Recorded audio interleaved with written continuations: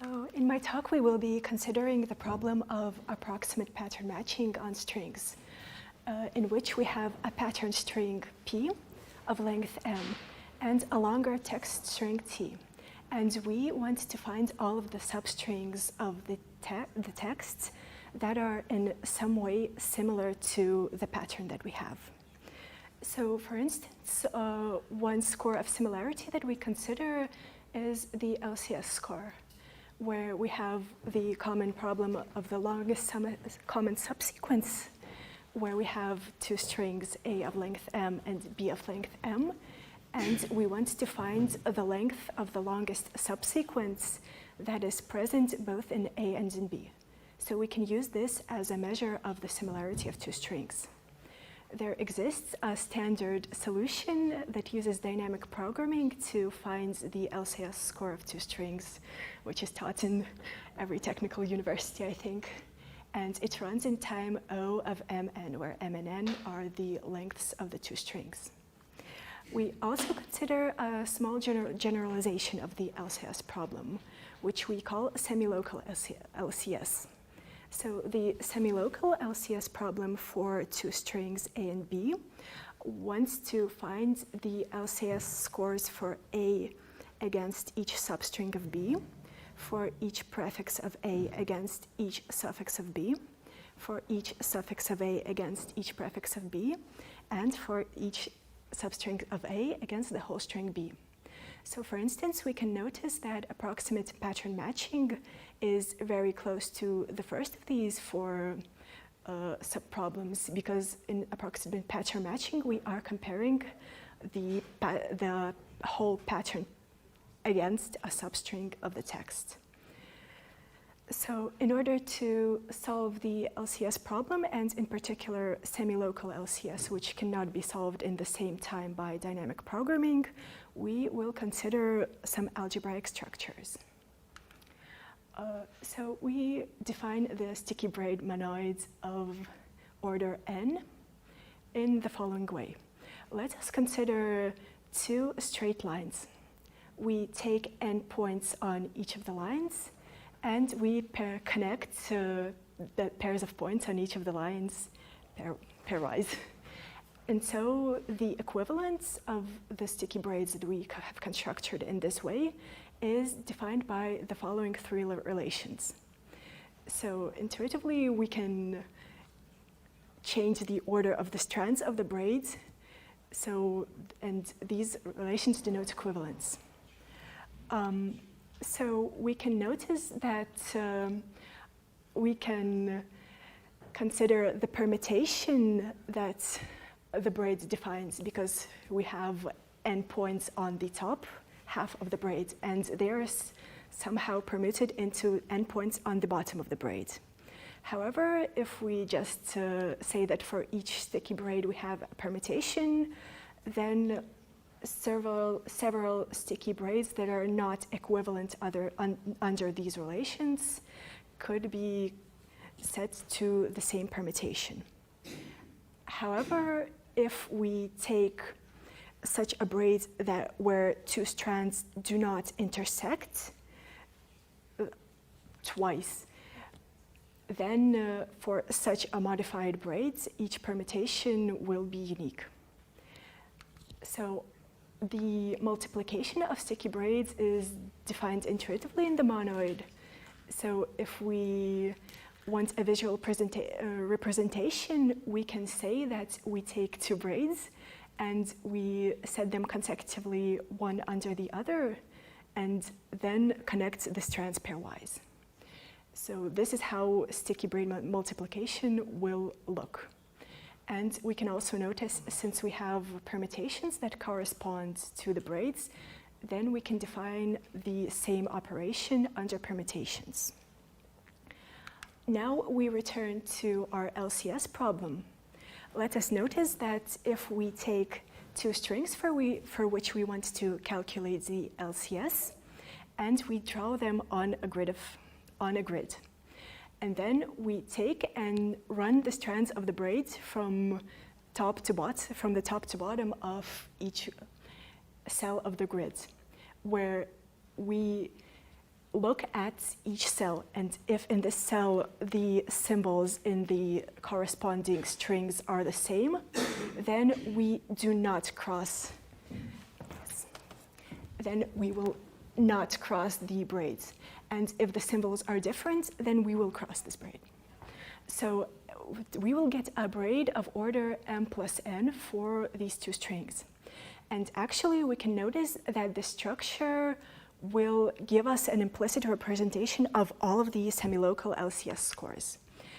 Because, for instance, the strands of the braids that run from top to bottom will correspond to one of the particular scores for the semilocal LCS problem. And so the other subproblems for the semilocal LCS problem will be defined by braids that run from left to right, from top to bottom, from left to bottom, and from up to right. So since an algorithm for the multiplication of sticky braids of order n in time n log n was given by the other author, this allows us to present an algorithm to calculate the semilocal LCS scores. So we will be using a method known as divide and conquer, where we will recursively calculate the implicit representation of the semilocal LCS scores for 2/2 of the string, and combine them by sticky braid multiplication. This algorithm will run in O of mn, since the bottom layer of the recursion will majorate on all of the other ones. So this algorithm has been described by the other author in theory, but has not been previously implemented.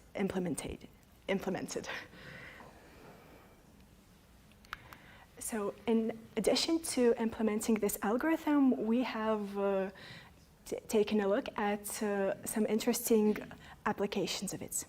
In particular, we have looked at comparison of a pattern string P and a text string T for compressed strings. We consider an uncompressed pattern of length m and a compressed text of length n, where the text is compressed by a context-free grammar. So a context-free grammar of length n is given by n statements of the form, either where a statement defines an alphabet character, or a statement is a concatenation of two previous statements in the grammar. Additionally, we allow statements that correspond to the empty string for convenience.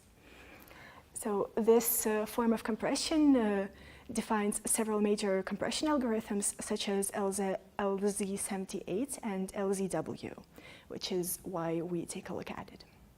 So we can notice that since the context-free grammar defines following statements by concatenation of two previous strings that are defined by the grammar, then we can use the recursive nature of the grammar to calculate the LCS scores.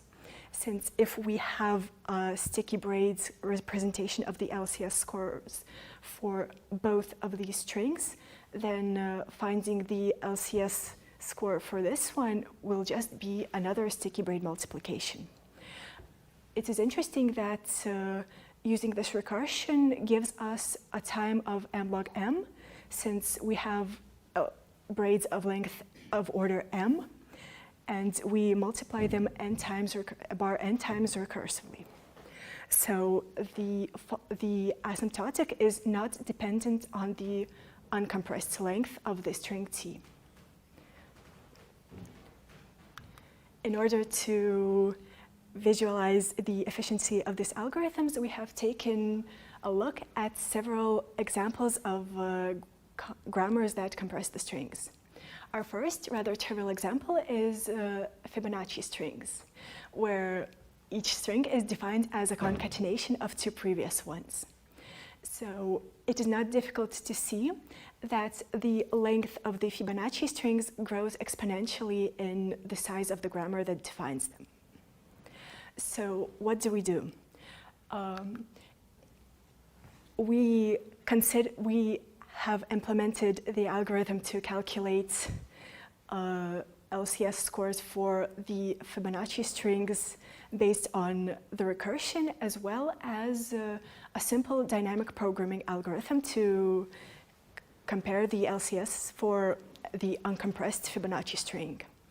So we have taken strings that are we consider a pattern string that is generated randomly from a sample of letters of the Latin alphabet, as well as a text that is a Fibonacci string.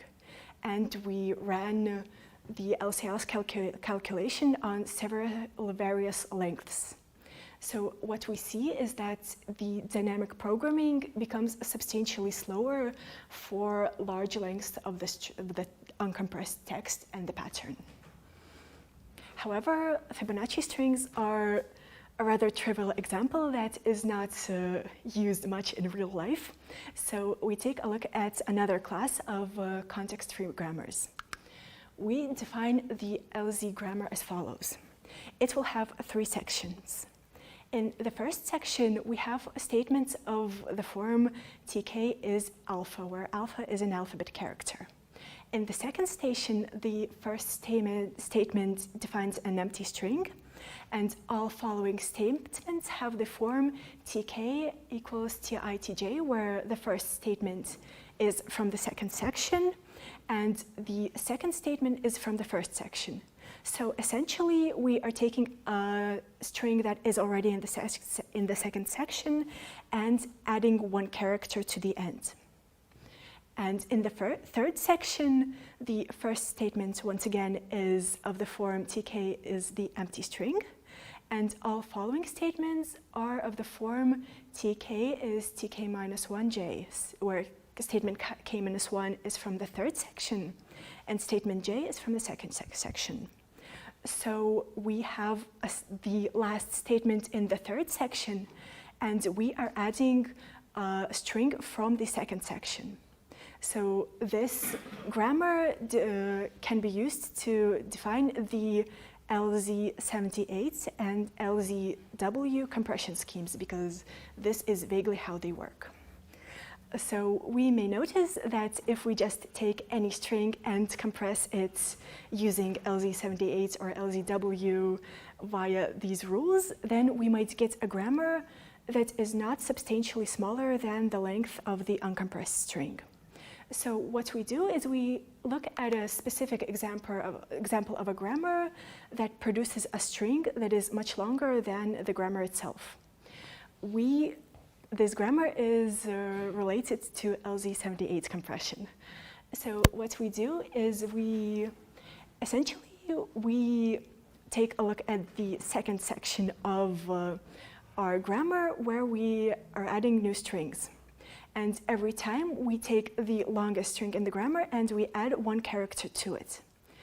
So the strings that will be produced by the LZ78 max grammar are the previous string, and the longest substring that exists in it has a character added to it.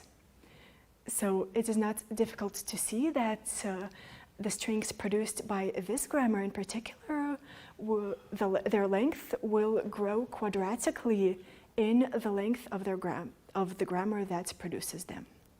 And we also take a look at the performance of our algorithms that we implemented on the strings of this particular grammar. So once again, we select a pattern of a fixed length, which has been generated randomly from a sample of the letters of the Latin alphabet. And we consider the nth string of the grammar. And we run our LCS algorithms that both use our sticky braid approach and the standard dynamic programming. And once again, we can see that for longer lengths of the text and the pattern, the improvement once again begins to be noticeable, even though that for smaller lengths of the text, the constant from the implementation of 2 sticky braids recursions is rather large. So as the results of our work, we present an implemented algorithm based on the algebraic string approach for approximate matching on grammar compressed string and for basic LCS calculation. So we can see that this approach has some potential for further optimization because it is already faster than the dynamic programming on several specific classes of strings. And in the future, we propose to further optimize this algorithm, for example, by use of bit vector optimizations, since several of the commands in for the Intel processors correspond to the specific operations needed for sticky braid multiplication. And as well, we propose to generalize our approach to different scores for approximate pattern matching. For instance, not only LCS, but added distance matching. Thank you. Very nice talk and very impressive work. Just understanding the details of the algorithm, let alone implementing them. So can you just say a few words about your code itself? How did you decide which language is the best, which operating system, and about the experiments? Yes, so the language I used was C++ in order to have some potential for ease of further optimizations using bit vector and for general speed and productivity. And the operating system that I ran experiments on was my current laptop, which is Intel Core i3, I think. Thank you. Other questions? And I have short questions. What can you say about the depot of recursion in your algorithm?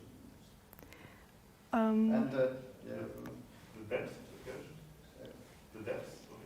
Yes, the depth. The depth of recursion. Because the complexity of multiplication string, if you use recursion, is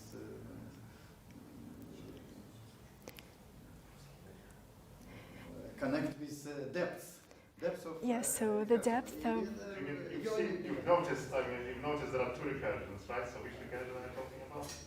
There is the inner and the outer. This is divide and conquer with this divide and conquer. So can you show the slide? Can you show the slide? Yes, of course.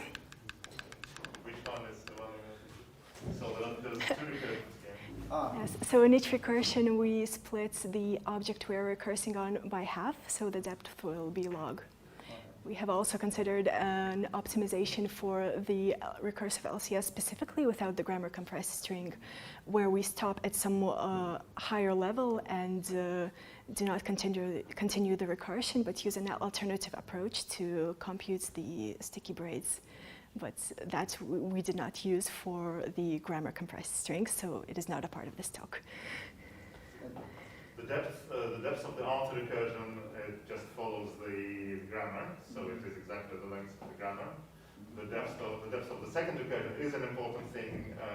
Can you explain? So it is precisely how we improve on the naive exponential or quadratic way of comparing strings, because in the inner recursion, the depth is the shortest, the pattern length, and not the text length.